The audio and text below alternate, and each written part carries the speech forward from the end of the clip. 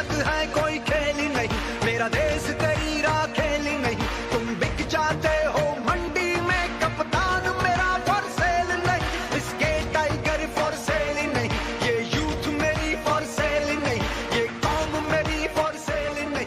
अब सिंध के दूसरे बड़े शहर हैदराबाद में भी दीगर शहरों की तरह बलदियाती इंतखाबात की तैयारियां जोरों शोर से जारी हैं।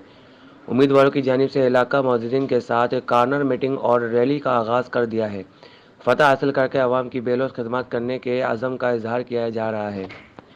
यूसी 91 में पाकिस्तान तहरीक इंसाफ के नामजद करदा उम्मीदवार आदिल अकबर चानियों ने अपने हलके में बुनियादी सहूलतों से महरूम लोगों के लिए फतह हासिल करने के बाद एक नए पाकिस्तान की बुनियाद रखने का इजहार किया।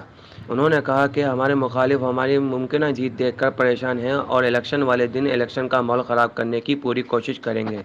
जैसे कि हम इस टाइम पर मौजूद हैं यूसी 91 के इलाके, मेरे साथ यूसी 92 के चेयरमैन कैंडिडेट पीटीआई आज़ीम रोई, रियाज राजपूत, मेरे वाइस चेयरमैन 91 के परवेज़ रोई और दीगर हमारे साथी जो हैं यहाँ पर मौजूद हैं। ये जमे गफीर सबूत है हमारी जीत का। इमरान खान की हवा चल पड़ी है, बल्ले की हवा चल पड़ी है। इनको इंशाल्लाह हम लोग बताएंगे जो इन्होंने ज़्यादतियाँ की हैं गुज़िश्ता कितने सालों से अवाम से करते हुए आ रहे हैं, कोई काम नहीं हुआ, कोई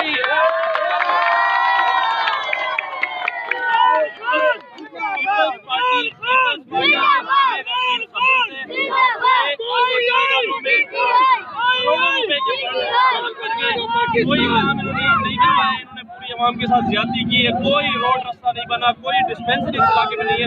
दूसरे इकानवे का इलाका है ये कंपनी का मेन शौक। तो मैं आज ये जमे गफीर सबूत है, इस तरह मैं कुछ नहीं बता सकता। सिंध में बलदियाती इंतखाबात के दूसरे मरहले में इलेक्शन की तैयारी जारी है।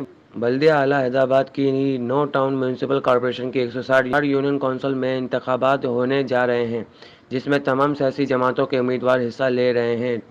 वहीं अवामी खिदमत के जज्बे से सरशार आज़ाद उम्मीदवार भी हिस्सा लेकर अवाम की खिदमत करना चाहते हैं।